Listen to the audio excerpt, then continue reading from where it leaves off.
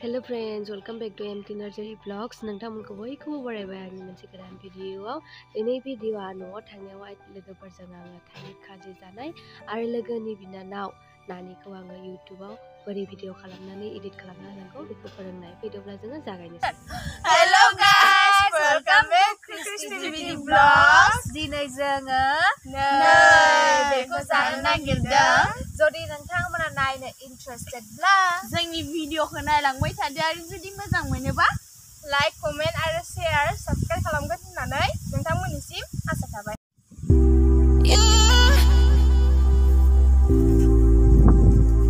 लोगोफोर नायलाय बेयाव दंफैयो जोङो औवा बारि गोजा आयौ बारि नायावसो फैदों जोङो एखेबारे न'खौ गारबोनानै बारिफोराव फैदों जों जानो बिराद मोजां बार नाङो लोगोफोर। ओमफ्राय बिनि सेरावनो दैमा दं। जों बे दैमायाव आखाइ आथिं सुना लाग्रोनोसै।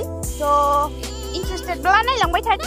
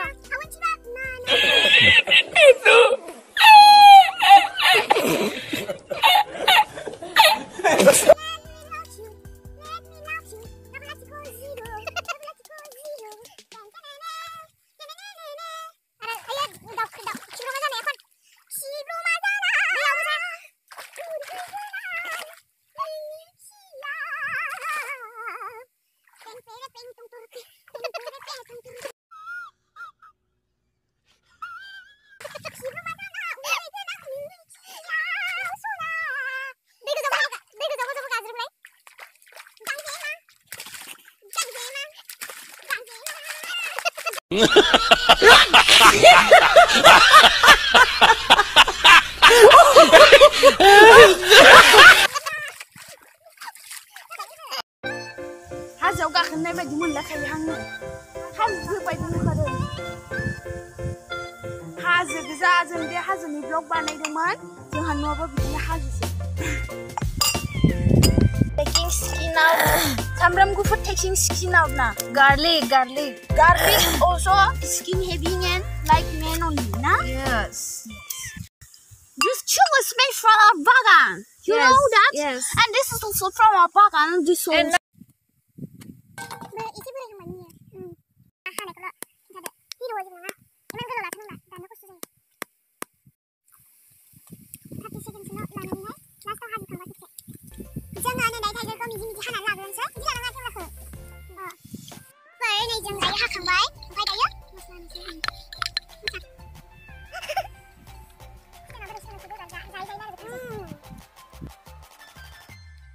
लोगोफोर let's party थाइगिर आसार माने थाइगिर खाजि नैबे थाइगिरखौ साफा खालामनानै होदो लोगोफोर yes साफा खालामदो अननानै साफा खालामनो सासे नायलाय नङा जोंना साफा खालामनाया जोंना थाफा खालामसो खालामदो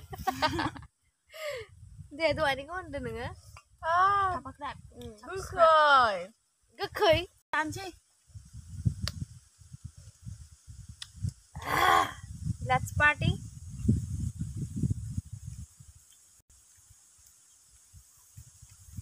under दैमा जिं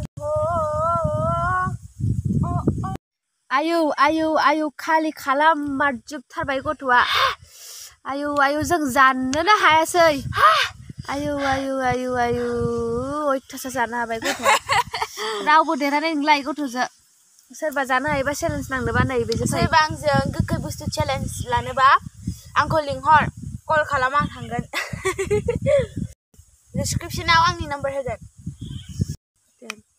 स' नोंथांमोना भिडियोखौ नायनानै मोजां मोनदोंबा लाइक कमेन्ट शेयार आरो साबस्क्राइब खालामनो दाबाव नोंथांमोना बेल आइकनखौ थुनानै हो जेनोखि आंनि भिडियोआ फार्स्टआवनो मबाइल खुलिबानो ओरै आंनिखौ नुग्रोयो जागोन दे गोजोन्थों नोंथांमोना नुनानै मिथिखाबाय जानांगौ नैबे आगैया बिराद टेलेन्टेड आरो बिराद स्मार्टबो आरोना ओमफ्राय बियो जेरावबो आखा फाखा एक्टिं जा डायलग्स जा कमेडि जा जेरावबो माने फरायनायाव जा जेरावबो आखा फाखा बेनिखायनो नोंथांमोना अननानै बे आगैनि चेनेलखौ कृष्णा बिटि ब्लग्स थांनानै साबस्क्राइब खालामनानै हो शेयार कमेन्ट खालामनानै हो जाहाथे बे बिनानावा बांसिन आरोबाव मोजांसिन खालामनो थुलुंगा मोनो स' नोंथांमोना आंनि भिडिअखौबो नायनानै मोजां मोनदोंब्ला अननानै लाइक कमेन्ट शेयार साबस्क्राइब खालामनो आरो जोबजासिम नायनायनि थाखाय आंनि गोसो गोरबोनिफ्राय बयखौबो साबायखर बावनाय थाबाय गोजोन्थों।